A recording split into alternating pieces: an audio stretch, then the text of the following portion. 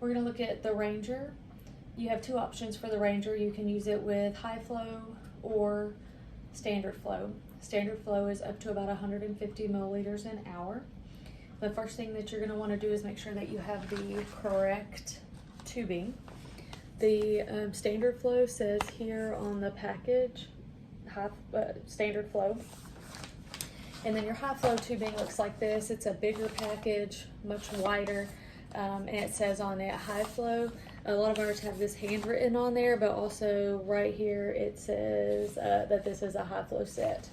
So you want to make sure that you get the standard flow set. You'll just open this package up. The tubing comes wrapped in this little instruction packet.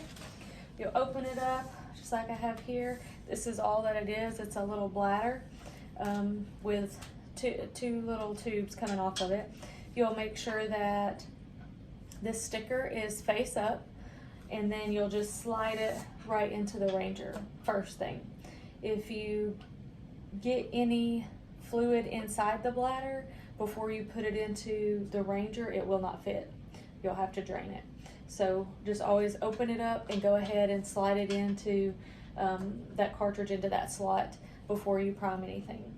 So we got our normal fluids here that will just set up on our pump just like you normally would.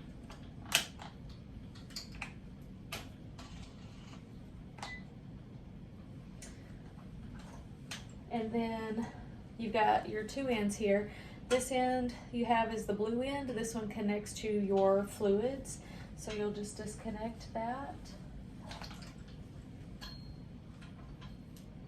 and connect your fluids to it. And this other end has a little cartridge on it.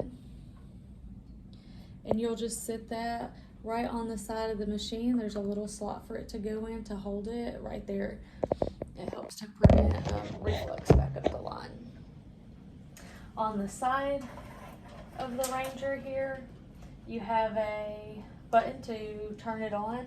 So you'll want to plug it in, and then you have the little power on button right here that you'll just flip on. When you flip that on, you'll notice it come on here and it'll start to warm up. It takes it a little less than 2 minutes, anywhere from 1 to 2 minutes, to reach full temperature, which is 41 degrees Celsius or 105 degrees. So now we've got our IV tubing set up and our machine starting to warm up. We've got to prime the line.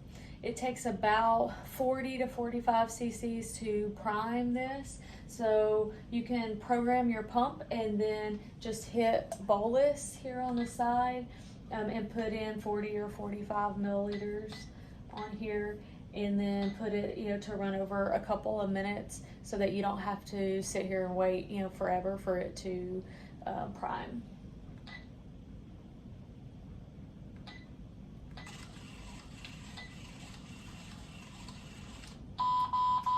Yes, I know. Helps if you open it.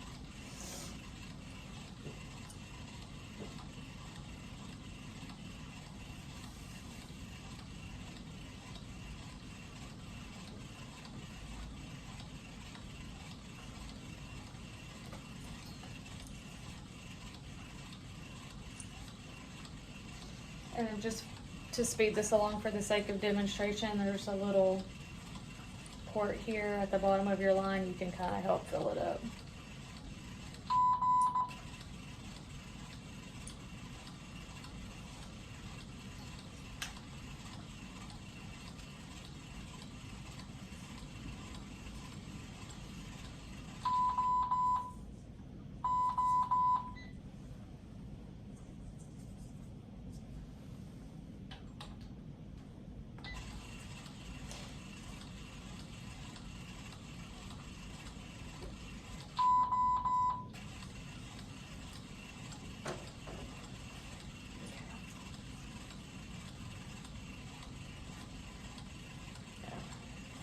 And let it in. So then we'll just cancel the rest of that bolus. And then now we're ready. This side over here connects to the patient, you'll notice that it is pretty short. I'm just going to stop this pump. It's a pretty short line. We don't really want to extend that if we can help it, because once the fluid leaves the Ranger, it is cooling off this entire distance. So that's why this side is short, so that the fluid is still as warm as it can be by the time that it reaches the patient. So I know it's kind of puts them on kind of a short leash, but you can just slide this, as close as you can to their bed, and maybe, secure it so that they don't tug at it. But it is kind of small, you can see. Key things: you do not use this to warm lactated ringers or platelets ever. I know we don't have platelets here, but you don't use this on either one of those, but any other fluids, and mainly packed red blood cells, will use it because they come straight out of the refrigerator to the patient, and so warming it helps with patient comfort, as well as just helping to prevent hypothermia as well. That's really it. Pretty simple to use.